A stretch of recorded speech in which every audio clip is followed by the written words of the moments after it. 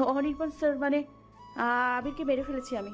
কথাটা বলে জোরে জোরে কাঁদতে লাগলো। আদনান জান্নাতের মাথাটা কাঁধ থেকে উঁচিয়ে তার দিকে তাকিয়ে চেঁচিয়ে বলল, কি বললে তুমি? সিরিয়াসলি? তুমি আবিরকে এই কি বললে? কি স্যার, বুঝলাম না। জান্নাত আদনানের এমন চেঁচানোতে ভরকে গিয়ে আবার কাঁদতে লাগলো। আদনান বলল, জান, আবিরের ফেস দেখেছো তুমি? আরে কান্না থামাও না, বলো আমাকে। আরে ধুর, শয়তান তাড়াতাড়ি মরে না, জানো না? জান্নাত আদনানের দিকে তাকালো। আদনান বলল, আরে মরেনিও। তুমি এটা বলো, তুমি আবিরকে চেনো? ফেস দেখেছো? জান্নাত চমকে গেল। মাথায় ফুলদানি দিয়ে যে জোরে মেরেছিল, বাঁচার তো কথা না, বাঁচলো কিভাবে? আদনান আবার জিজ্ঞাসা করল। কি হলো বলো, তুমি চেনো? জান্নাত উপর নিচ মাথা নাড়ল। আদনান জান্নাতকে জড়িয়ে ধরে ওর মাথায় চুমু খেলো, তারপর বলল, ওহ জান আমার, গ্রেট, লাভ ইউ জান। কিন্তু তুমি এটা বললে কেন যে তুমি ওকে মার্ডার করেছো? জান্নাতের মুখটা আবার কাদো কাদো হয়ে গেল। মনে পড়ে গেল সেই কথা। আবার মাথা নিচু করে ফেলল সে। নো টেনশন বেবি, যা করবো তোমার হাত পায়ের দড়ি খুলেই করব, তাহলে বেশি মজা হবে। এমনি তো তুমি আমার সাথে পারবে না। অনির্বাণ জান্নাতের হাতের আর পায়ের দড়িটা খুলে দেয়। জান্নাত উঠে বসে কান্না করতে করতে বলল, প্লিজ ছেড়ে দিন আমাকে। আমি কাউকে বলবো না যে আপনি আবির আমার এত বড় সর্বনাশ করবেন না, প্লিজ। অনির্বাণ বৃষ্টি নজরে তাকে উপর থেকে নিচ পর্যবেক্ষণ করল। অনির্বাণ তার দিকে এগোতে এগোতে বলে, তোমার বাঁচার আর কোনো উপায় নেই বেবি। এইটা মুভি না যে তোমার একটা চিৎকার 7 সমুদ্র দূরে গিয়ে আদনানের কানে 3 বার বাজবে। সো এসব আদিক্ষেতা করো না তো। ট্রাস্ট মি, নিজের বেস্ট দেব। আজ পর্যন্ত কোনো মেয়েকে দিইনি, তোমাকে দেবো। কাম। জান্নাত পেছনের দিকে যেতে লাগলো। অনির্বাণ জান্নাতের অন্যটা টেনে ধরলো, নিজের হাতে পেঁচাতে লাগলো, তারপর টান দিয়ে ফেলে দেয়। জান্নাত জোরে কান্না করতে করতে বলে, না না না, প্লিজ ছেড়ে দিন আমাকে। অনির্বাণ জান্নাতের পা ধরে টেনে আনে নিজের কাছে। তারপর ওর গলায় নিজের মুখ বসাতে যাবে, তখনই ও চিৎকার করে উঠল জোরে। জান্নাত হাত দিতেই দেখে রক্ত। জান্নাত পাশের টেবিলে রাখা একটা পিতলের ফুলদানি দিয়ে ওর মাথায় মেরেছে। জান্নাত ওকে ধাক্কা দিয়ে নিজের উপর থেকে সরালো। ফুলদানিটা ফেলে দিল সে। বিছানা থেকে নেমে অনির্বাণের পানে তাকালো সে। মাথা থেকে রক্ত পড়ছে অনবরত। তখনই ভেবে নিয়েছিল ও বাঁচবে না। জান্নাত আর কিছু না ভেবে দৌড়ে পালিয়ে যায়। বাইরের কিছু গার্ড তাকে ধরতে নিলে সে বলল, আরে আমাকে না, আপনার স্যারকে ধরুন। মরে গেল বুঝি? আমি তো আপনাদের ডাকতেই এলাম। প্রথমে একজন গার্ডকে পাঠানো হলো ঘটনা সত্য নাকি দেখতে। ওই গার্ড চেঁচিয়ে বলে ওঠে, বসের মাথা থেকে রক্ত পড়ছে, ও সত্য বলছে। জান্নাত বলল। দ্রুত যান। একজন গার্ড জান্নাতকে বলল। এই মেয়ে, কি করেছো তুমি আমাদের স্যারকে? জান্নাত আর কিছু না বলে এক দৌড় দেয়। কিছু গার্ডও তার পেছন পেছন দৌড় দেয় তাকে ধরতে। জান্নাত সিঁড়ি বেয়ে দ্রুত নেমে বেরিয়ে গেল। গার্ডরাও তার পেছন পেছন আসছে।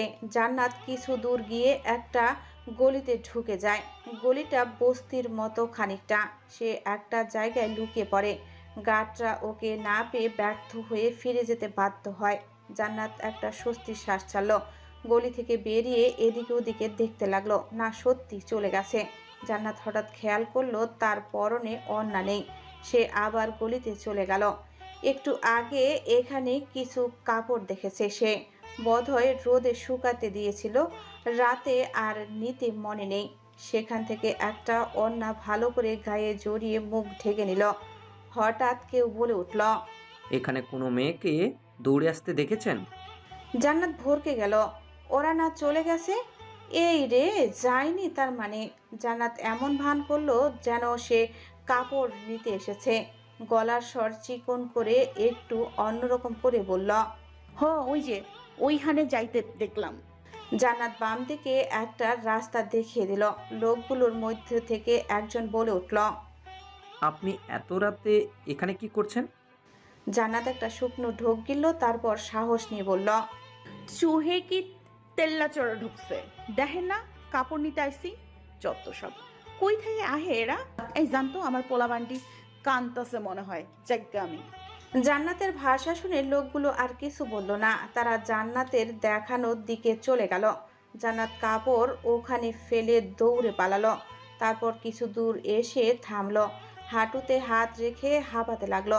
পাটাও জ্বলছে, আবার জুতা পরেনি যে, এসব খেয়াল থাকে নাকি এমন পরিস্থিতিতে। জান্নাত একটু রেস্ট নিয়ে আবার হাঁটতে লাগলো। কথায় আছে কিছুই জানে না। রাতও ভালোই হয়েছে বলে মনে হচ্ছে তার, একটা মানুষ নেই রাস্তায়। জান্নাতের বুঝে আসে না অনির্বাণ কি করে আবির হয়। কয়েকদিন ধরে তাদের ভার্সিটি থেকেও বেশ কিছু মেয়েকে পাওয়া যাচ্ছে না, তাহলে কি এসব অনির্বাণেরই কাজ? অনির্বাণ তো আবির, এটা তো নিজের মুখেই বলল। কতটা জঘন্য হতে পারে একটা মানুষ। জান্নাতের ঘৃণা লাগলো যে সে এই লোকটাকে শ্রদ্ধা করত, শিক্ষক নাকি জাতির মেরুদণ্ড গড়ার কারিগর। অনির্বাণকে দেখে তার কাছে এটা একটা জোকস বলেই মনে হচ্ছে। অবশ্য সবাই তো আবার এক না।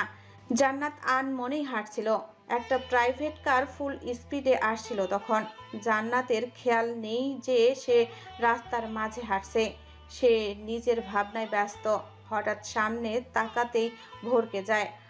আর কিছু ভাবার আগে গাড়িটা তাকে ধাক্কা মেরে চলে যায়। জান্নাত ছিটকে পড়ে যাওয়ায় গাড়িটা দূরে গিয়ে থেমেছিল তার যতদূর মনে পড়ে।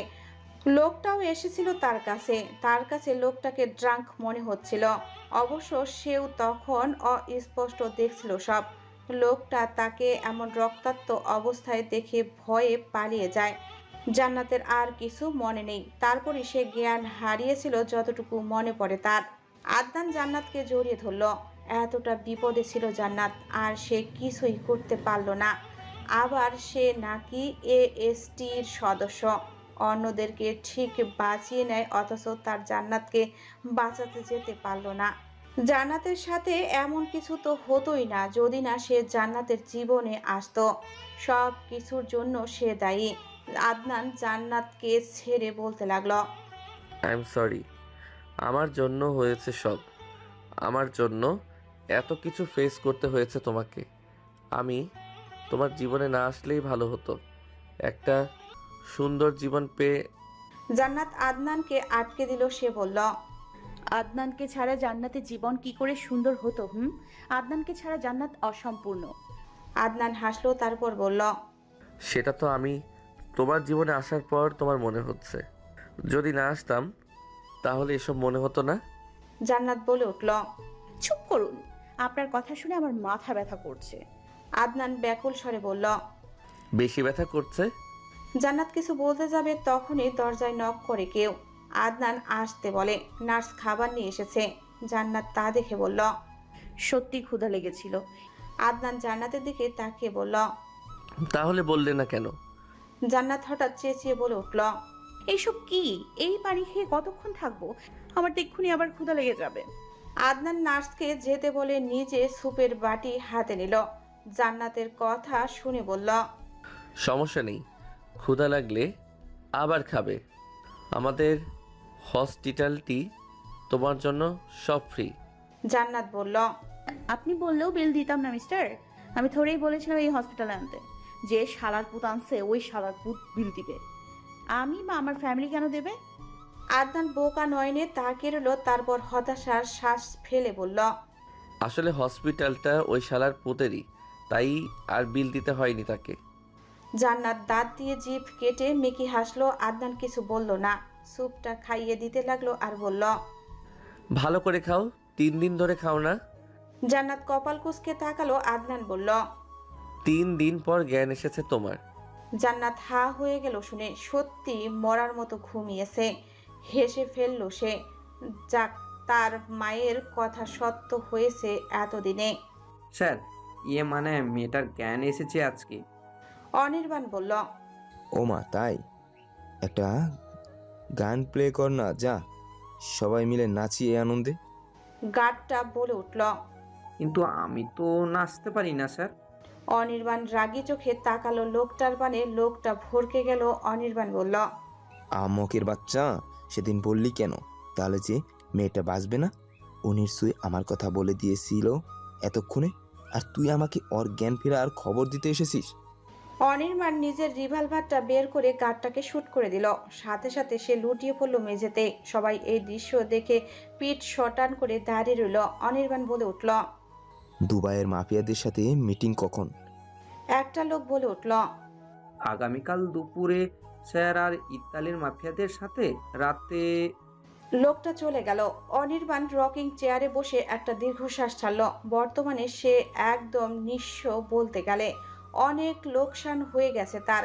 নতুন করে আবার সব করতে হবে। একবার দেশ থেকে বের হোক সে, তবে এই যাওয়া শেষ যাওয়া নয়। সে ফিরবে, আবার ফিরবে।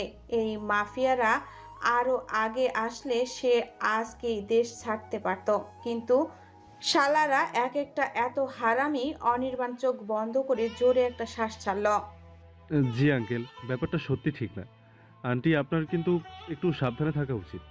সাদমানের কথা শুনে মেঘলার মা বলে উঠল। আরে ধুর, একটা জীবন, তাও যদি ওই ডাক্তারদের কথা শুনে কাটাতে যাই তাহলে তো জীবনের আনন্দই শেষ। সাদমান হালকা হাসলো, তারপর বলল। কথা না শুনলে যে জীবনটা শেষ হয়ে যাবে। একটু কষ্ট করুন, ইনশাআল্লাহ সব ঠিক হয়ে যাবে। মেঘলার বাবা বললেন। শুনেছে তো, একটু নিয়ম কানুন মেনে চলো। ও কিন্তু হার্ড স্পেশালিস্ট, তোমার মানা উচিত। মেঘলার মা একটা মুখ ভেঙচি কেটে রুবাইয়া বেগমের সাথে কথা বলতে ব্যস্ত হয়ে গেলেন। মেঘলার বাবা একটা দীর্ঘশ্বাস ছাড়ল। সাদমান পাশেই বসেছিল তার। টুকটাক কথা বলতে বলতে বেশ ভালোই ভাব জমে গেছে তাদের। মেঘলার বাবা সাদমানকে বললেন। দেখছো বাবা, এই বয়সে এসো কেমন করে মানা যায় এসব, বলো। যাই হোক, তা তোমার কথা বলো কিছু। তা বিয়ে শাদী করেছো? সাদমান আলতো হেসে বলল। না আঙ্কেল, এখনো করিনি। মেঘলার বাবা বলে উঠলেন। সে কি, তুমি দেখতে ভালো, আবার ডাক্তার, তোমার কাছে তো যে কেউ মেয়ে দিয়ে দিবে, তা এখনো করছো না কেন? সাদমান একটা হতাশার শ্বাস ফেলে বলল। যাকে বিয়ে করব তার বয়সই তো 18 হচ্ছে না। মেঘলার বাবা বললেন। 18 হচ্ছে না মানে? ঠিক বুঝলাম না বাবা। যাকে ঠিক করে রেখেছি তার কথা বলছি আঙ্কেল। 17 তো এমনভাবে আটকে রয়েছে যেন কেউ বেঁধে রেখেছে। 18 হচ্ছেই না। মেঘলার বাবা একবার নিজের মেয়ের দিকে তাকালেন, যে এতক্ষণ এদিকে তাকিয়েছিল। মেঘলার বাবা তাকানোর সাথে সাথে মেঘলা অন্যদিকে তাকালো। তবে মেঘলার বাবা খেয়াল করলেন সেটা। কিছু একটা ভাবলেন সে, হয়তো দুয়ে দুয়ে চার মেলাচ্ছেন সে। মিলেই গেল বোধহয়। ওনার মুখে হাসি ফুটে উঠল। সাদমানের কাঁধে হাত দিয়ে বললেন। সমস্যা নেই, আর কিছু মাস ওয়েট করো। তবে চিন্তা নেই, আমি পাশে আছি, ও তোমারই হবে।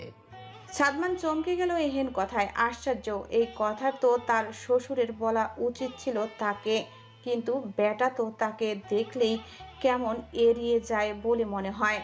কি সুন্দর তার। মহুয়াকে বিয়ে করলে সম্পর্কে কি হবে উনি? ধুর, এসব কি আর তার মাথায় ঢোকে? শুধু বউটাকে বুঝলেই হবে, ব্যাস। সাদমান মুচকি হেসে বলল। ধন্যবাদ, বাট আপনি বুঝলেন কি করে? মেঘলার বাবা হো হো করে হেসে উঠলেন এবার। মেঘলার মা বললেন। এটা কি রঙ্গমঞ্চ মনে হয় তোমার কাছে?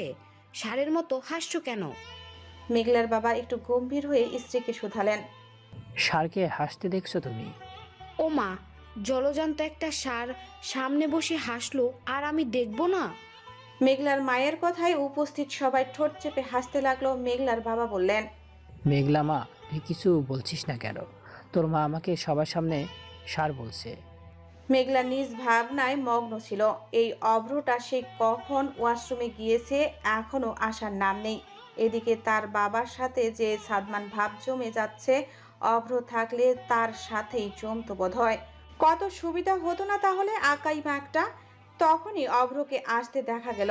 ফোনে কথা বলতে বলতে আসছে। এদিকে তার বাবা তাকে ডেকে যাচ্ছে তখন থেকে। এই মেঘলা, তোর মায়ের মতো তোর কানও গেল নাকি? মেঘলার মা তেতে কিছু বলতে নিলে মেঘলা এবার বলল। আহারে, কি শুরু করেছো তোমরা? আজকে বাসায় চলো, দুজন মজা বোঝাবো। সবাই হেসে দিল এমন কথায়। সারা জীবন দেখেছে এই কথাটা মা বাবা বলে তাদের সন্তানদের। আজকে প্রথম দেখলো যে সন্তানও তার মা বাবাকে বলে। অভ্র উপস্থিত হতেই মেঘলা রেগে তাকালো তার দিকে। অভ্র এভাবে তাকানোর মানে বুঝলো না। সে ইশারায় জিজ্ঞাসা করলো কি হয়েছে। মেঘলা মুখ ঘুরিয়ে নিল। মহুয়াটা থাকলে সুবিধা হতো। ওকে বাসায় পাঠিয়ে দিয়েছে সবাই মিলে। থাকলে অন্তত সাদমানকে উঠিয়ে নিয়ে যেত। যদি উল্টাপাল্টা কিছু হয় তখন।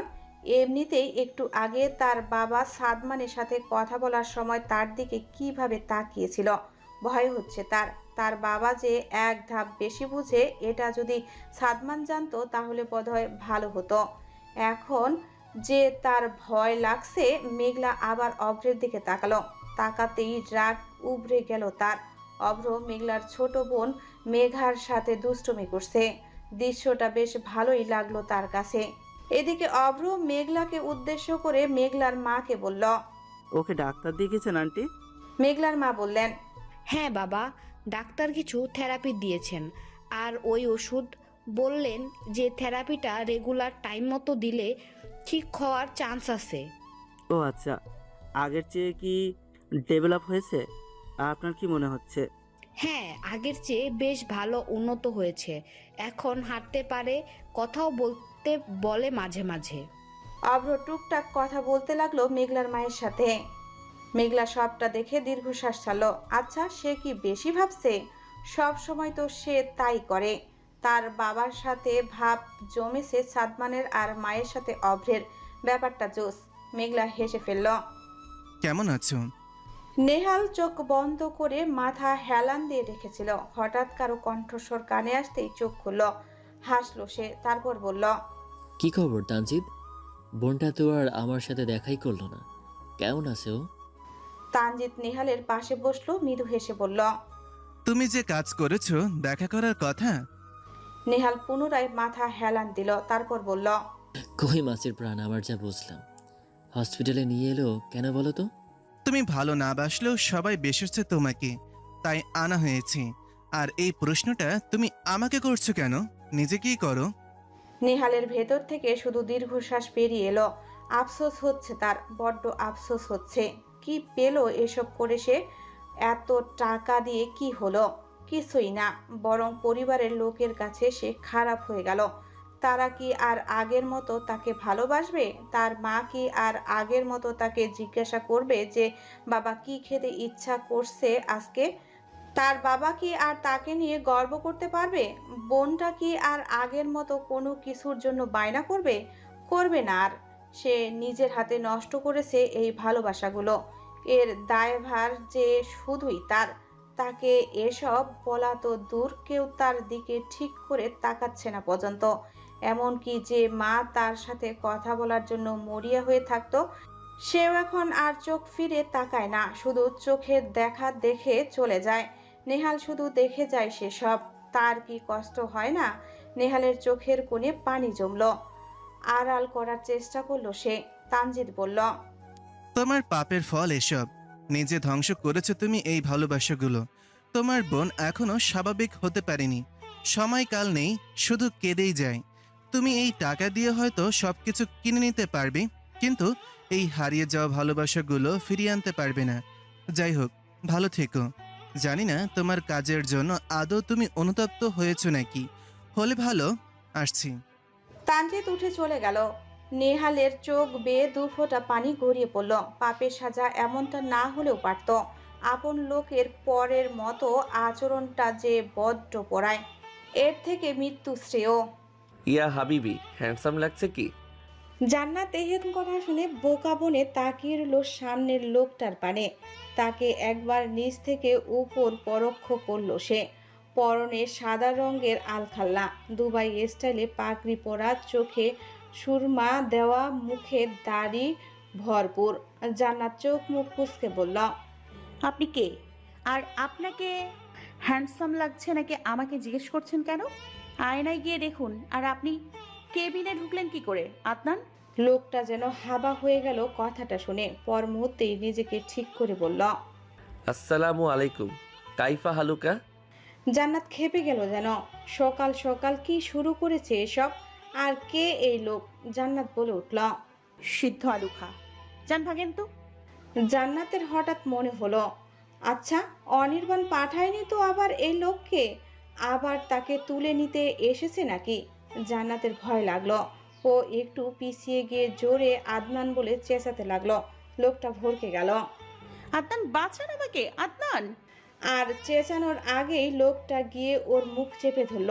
জান্নাতের অবুঝমন বলতে লাগলো যে সে আবার কিডন্যাপ হতে যাচ্ছে, এইবার আর সে বাঁচবে না। জান্নাত ফুপিয়ে কেঁদে উঠল। লোকটা আবার ভরকালো এহেন কাণ্ডে। জান্নাতের মুখ ছেড়ে বলতে লাগলো, আরে মেরি মা, এটা আমি ইওর ওয়ান অ্যান্ড অনলি শালার পুত, ধুরবাল আদনান আমি। কান্না থামাও। জান্নাত চমকে গেল পুরো। কান্না থামিয়ে অবাক নয়নে তাকিয়ে রইল। আবার তাকে নিচ থেকে উপর পরোক্ষ করলো। তারপর অবাক স্বরে বলল, আপনি আদনান? কি বলেন? আদনান মাথার পাগড়িটা খুলে চুলগুলো ব্রাক ব্রাশ করলো।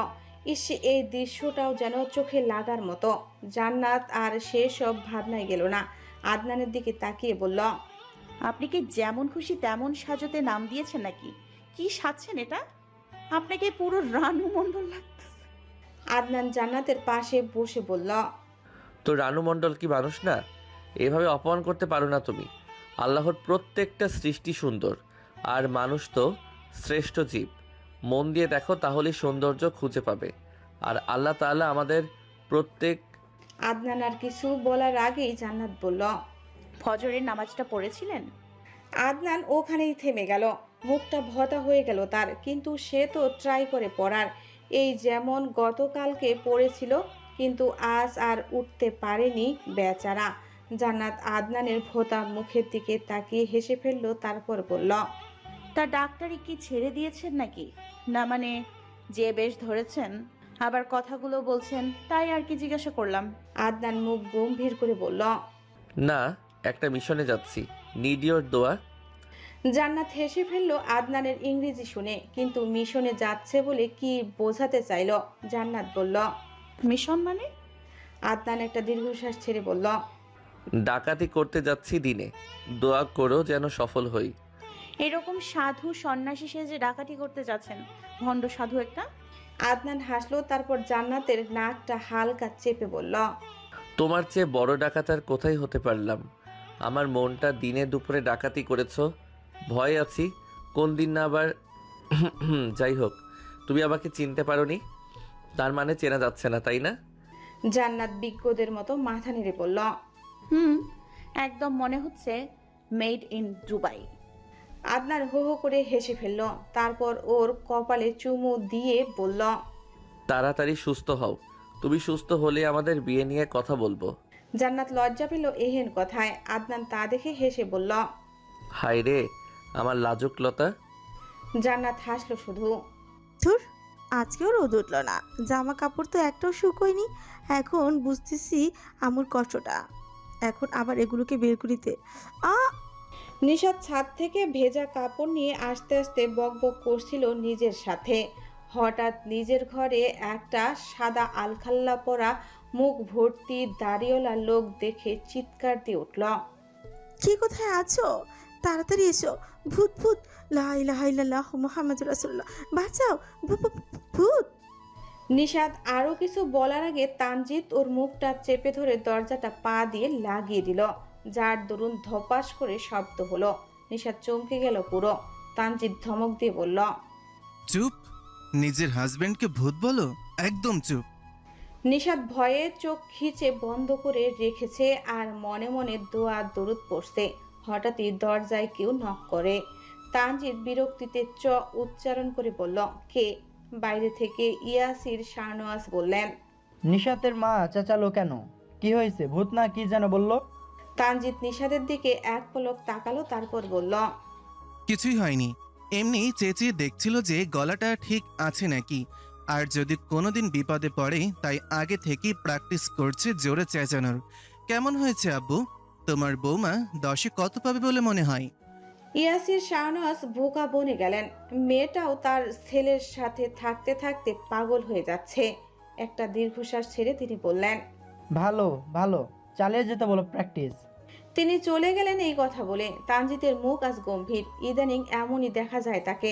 নিশাত এদিকে থ হয়ে গেছে তানজিতের কথা শুনে। তানজিৎ নিশাতের দিকে তাকিয়ে ছেড়ে দিল ওকে। তারপর একটু দূরে গিয়ে বলল, ভয় পাওয়ার কিছুই নেই। যাই হোক, আমি বেরোচ্ছি। আর জামা কাপড়গুলো মিনুকে বলবো বেলকনিতে মেলে দিতে। তুমি রেস্ট নাও। নিশাত খেয়াল করছে সেদিনের পর থেকে তানজিৎ তাকে কেমন যেন এড়িয়ে চলে, কথা বলে কিন্তু আগের মতো না, মুখটা কেমন গম্ভীর করে রাখে, আগের মতো ফাজলামো করে না। তানজিৎ দরজার কাছাকাছি যেতে নিলে নিশাত পেছন থেকে তাকে জড়িয়ে ধরে কান্না করে দেয়। তানজিৎ হকচকিত হয়ে গেল। নিশাত কান্নারত স্বরে বলল, আমি কি কোনো ভুল করেছি তানজিৎ? আদম ভাইকে থাপ্পড় মেরেছি বলে এমন করছো? আম সরি। তানজিৎ নিশাতের হাত ছাড়িয়ে নিল, তারপর তার দিকে ঘুরে বলল, আদনানকে এসবের মাঝে আনছো কেন? আর তোমার ভাগ্য ভালো যে তুমি আমার ওয়াইফ, তা না হলে আদনানকে থাপ্পড় মারার জন্য আজকে তোমার কি হাল হতো তুমি নিজেও জানো না। আমার ওয়াইফ বলে এখনো সুস্থ স্বাভাবিক দাঁড়িয়ে আছো। যাই হোক, আর কিছুই বলবো না, আসছি। নিশাত ভাঙ্গা স্বরে বলে উঠল, আমার জায়গায় তুমি থাকলে কি করতে তানজিৎ? আদনান তো তোমার চাচাতো ভাই, তাই তোমার গায়ে লাগছে। আর নিহাল ভাইয়া তো আমার আপন ভাই, তাই আদনান ভাইয়া ওইসব বলায় আমি থাপ্পড় মারতে বাধ্য হয়েছিলাম। আমি কি জানতাম যে আমার ভাই দোষী? বলো, সবাই শুধু আমার দোষটাই দেখে গেল, আমার উপর দিয়ে কি যাচ্ছে সেটা কেউ খেয়াল করেছে? তানজিৎ যেতে নিলেও ফিরে তাকালো নিশাতের কান্নারত মুখের দিকে, তারপর বলল, আদনানকে আমি কখনো চাচাতো ভাই হিসেবে দেখিনি, অলওয়েজ নিজের ভাই হিসেবেই দেখেছি। আর তোমাকে যখন আমি বারবার বলেছিলাম যে আমি তোমাকে সবটা বলবো, এদিকে এসো, তাও তুমি আমার কথা শুনছিলে না, উল্টে বেঁকে বসেছিলে যে তোমার ভাই নির্দোষ। আচ্ছা, মানলাম আদনান ইচ্ছে করে এমন করেছেন, তাহলে একটা কথা বলো তো, আদনান নেহালকে কেন বলল? নিলয়কেও তো বলতে পারতো। তোমার মাথায় কি একটা বারও আসলো না? নিশাত চিৎকার করে বলে উঠল, ভুল করেছি আমি ভুল করেছি, সব দোষ আমার হয়েছে। এবার এখন কি ওনার পা ধরে মাপ চাইবো? বলো, তাই করব তাহলে। তানজিৎ আলতো হেসে বলল, বললাম না আমার ওয়াইফ তুমি, সেসবের প্রয়োজন পড়বে না। যাই হোক, চেঁচিয়ে কথা বলা আমার পছন্দ নয়। প্রথমবার বলে কিছু বললাম না, ভবিষ্যতে যেন আর না দেখি। তানজিৎ কথাগুলো বলে চলে গেল। নিশাত কান্না করতে করতে ধপ করে ফ্লোরে বসে বলল, তারপর হঠাৎ কিছু একটা ভেবে চোখ মুছল সে। তানজিৎ তাকে কি বোঝাতে চাইল? সে তার ওয়াইফ, তাই সে বেঁচে গেল। বারবার পিঞ্চ মেরে এই কথাটা বলেছে, তার মানে তারা নিশাতকে দয়া করেছে। নিশাত কারো দোয়ায় কেন বাঁচবে? তানজিতের ওয়াইফ না হলে আদনান তাকে কি শাস্তি দিত? হাত কেটে দিত নাকি একদম মেরে দিত? নিশাত উঠে দাঁড়ালো, ড্রয়ার থেকে একটা ছুরি বের করলো, দেখেই বোঝা যাচ্ছে অনেক ধারালো। নিশাত কিছুটা নিজের হাত দিয়ে শক্ত করে চেপে ধরল, চোখ বন্ধ করে নিল ব্যথায়। টপ টপ করে রক্ত পড়তে লাগলো তার হাত থেকে। নিশাতের চোখ থেকে অনবরত পানি পড়ছে, কিন্তু তাও চেপে ধরে রেখেছে। এইটুকু কি আদৌ যথেষ্ট সেই শাস্তি হিসেবে? নিশাদের রাগ লাগছে এখন। কেন সব কিছু না জেনে মারতে গেল সে? রাগে আরো শক্ত করে চেপে ধরল ছুরিটা। এতটুকুতেই সন্তুষ্ট হলো না সে। হাতের রগের জায়গাটাতে একটা টান বসালো ছুরি দিয়ে। রাগের বশে কি করে ফেলেছে পরে বুঝলো সে। তার মনে হতে লাগলো তার মাথা ঘুরছে, সব কিছু অস্পষ্ট হয়ে আসছে। নিশাত ধপ করে পড়ে গেল ফ্লোরে, ছুরিটা এখনো তার হাতে, রক্তে ফ্লোর মেখে যাচ্ছে। চোখ বন্ধ হওয়ার আগে সে শুধু বলল, আমি এত বলদ কেন? হেল্প! সকাল গড়িয়ে দুপুর হয়ে এসেছে। আজকে সূর্যের দেখা পাওয়াই মুশকিল হয়ে গেছে যেন।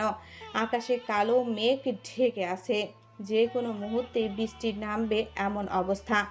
আবির সেটা দেখে বলল, আবহাওয়ার যা অবস্থা, আসবে তো? একটা লোক বলে উঠল, জি স্যার, আসবেন ওনারা। আবির দুবাইয়ের মাফিয়াদের কথা মতো একটা 5 স্টার হোটেলের কক্ষে বসে আছে। বারবার ঘড়ি দেখছে সে, এখনো আসছে না কেন তার বুঝে আসলো না। হঠাৎ বেল বেজে উঠল। আবির একটা মাস্ক পরে নিল, তারপর ইশারা করতেই একজন গার্ড দরজা খুলে দিল। দরজা খুলতেই দেখা গেল 4 জন লোক পেছনে ঘুরে দাঁড়িয়ে আছে, আর সাথে কিছু লোক। সে কিছু বলার আগেই লোকগুলো সামনের দিকে ঘুরে একসাথে বলে উঠল, আসসালামু আলাইকুম। লোকটা খুব খুব করে কেসে উঠল, তারপর সালামের জবাব দিল। ওদেরকে উপর থেকে নিচ ভালো করে পরখ করল। লোকটা বুঝে নিল এরাই দুবাইয়ের মাফিয়া।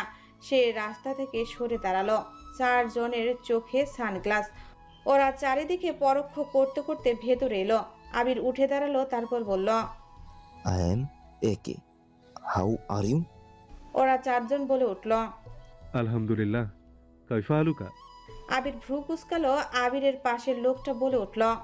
স্যার আপনি কেমন আছেন জিজ্ঞাসা করেছে। আবির মুচকি হেসে বলল, ফাইন, আই মিন আলহামদুলিল্লাহ। Please sit. ওরা বসলো। আবির ওদের দিকে ভালো করে তাকালো একটু, তারপর বলল, আশ্চর্য, এই হারামজাদা দিয়ে চেনা চেনা লাগছে কেন? আর চারজন হলো কিভাবে? মিস্টার আবদুল্লাহ আর ওনার ভাই সালামের আসার কথা না শুধু? আবিরের জানা মতো ওরা বাংলা জানে না, তাই একটু জোরেই বলল। এই এক সুবিধা, ভাষা না জানলে ইচ্ছা মতো গালি দিলেও বোঝে না। কিন্তু সে কি আর জানে যে এরা কারা? আদনানের চোখ বড় বড় করে তাকালো গালিটা শুনে। আবিরের সন্দেহ লাগলো এটা দেখে। বাংলা তো বোঝার কথা না। আদনান ভয়েসটা একটু মোটা করে বলল,